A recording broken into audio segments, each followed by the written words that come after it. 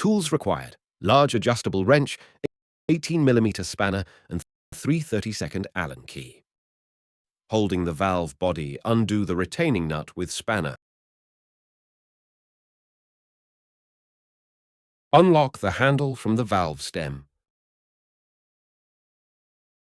Turning clockwise, remove the needle. Clean the needle with a degreaser or methylated spirits. Clean the retaining nut in a similar fashion. Repeat the cleaning process on the valve body.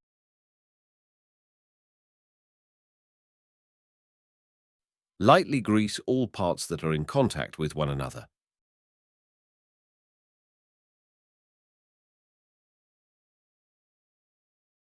Assemble needle into retaining nut, making sure the needle is screwed all the way to the retaining nut.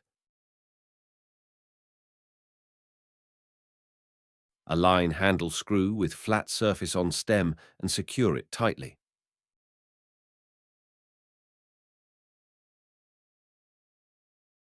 Fit retaining nut assembly into valve body and tighten using adjustable wrench and 18mm spanner.